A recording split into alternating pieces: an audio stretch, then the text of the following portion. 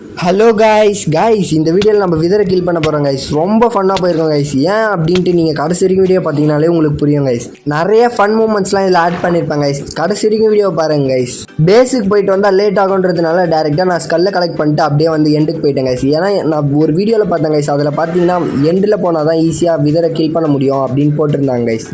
அந்த வீடியோவில் சொல்கிற மாதிரியே எல்லாமே பண்ணிட்டு இருந்தாங்க கைஸ். ஏன்னா இந்த பெட்ராக் கீழே தான் நம்ம வந்து விதரை கில் பண்ண முடியும் அப்படின்னு சொல்லியிருந்தாங்க கைஸ். அதனால் அந்த இடத்துல வந்து ஃபுல்லாக மைண்ட் பண்ணி ஒரு பாக்ஸ் அளவுக்கு ரெடி பண்ணணும் அப்படின்னு சொல்லியிருந்தாங்க கைஸ். அதே அளவுக்கு ரெடி பண்ணிவிட்டு அவங்க சொன்ன மாதிரி அப்சிடியனை வச்சேன் கைஸ். அப்சிடியனை வச்சு முடிச்சுட்டு அதே மாதிரி சோல் சாண்டையும் வச்சுட்டேன் கைஸ். சோல் சாண்டை வச்சுட்டு என்கிட்ட இருந்த விதர் ஸ்கெல்ட்டனை 3 வச்சேன் கைஸ். அவங்க சொன்ன மாதிரி ஈஸியாக கில் ஆயிரும் அப்படின்ட்டு வந்து பக்கத்துலேயே நின்றுட்டு இருந்தேன் கைஸ். அப்புறம் பார்த்தீங்கன்னா அது ஸ்கெல்டன் ஹெட்டை வந்து என் மேலே தூக்கி அடிக்குது கைஸ். என்கிட்ட வந்து அதை கில் பண்ணுற அளவுக்கு எதுவுமே இல்லை கைஸ். அது வெளியே வந்த உடனே எனக்கு என்ன பண்ணுறதுனே தெரியல கைஸ். அப்படியே சைலண்ட்டாக நிற்க ஆரம்பிச்சிட்டேன் கைஸ். எனக்கு ஒன்றுமே புரியல கைஸ் என்ன பண்ணுறதுன்னு.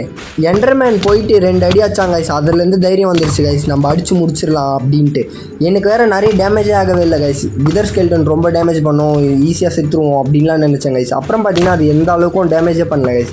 ஏன்னு பார்த்தீங்கன்னா நம்ம வேர்ல்டு வந்து நார்மலில் இருக்கிறதுனால எந்த டேமேஜும் ஆகல கைஸ். அதுக்கப்புறம் அதுவே நான் ஆயிடுச்சு கைஸ். பாதி ஹெச்பி போனதுக்கப்புறம் பார்த்தீங்கன்னா எனக்கு ஏரோவும் காலி ஆயிடுச்சு கைஸ்.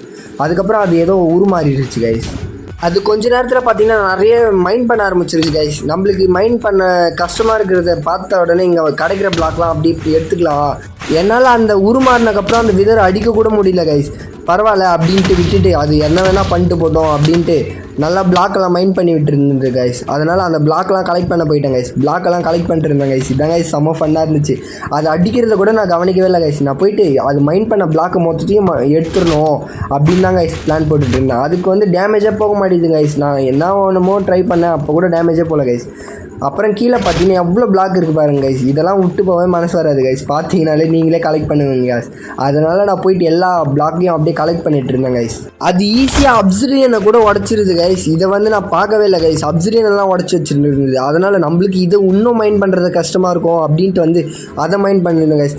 அந்த பாதி ஹெச்பி என்ன தான் ஆச்சுன்னே தெரியல கைஸ். அதுவே தானாக அதுவே அடிச்சுக்கிட்டு அதுவே செத்துச்சு போல கைஸ். இதை நான் பார்க்கவே இல்லை கைஸ்.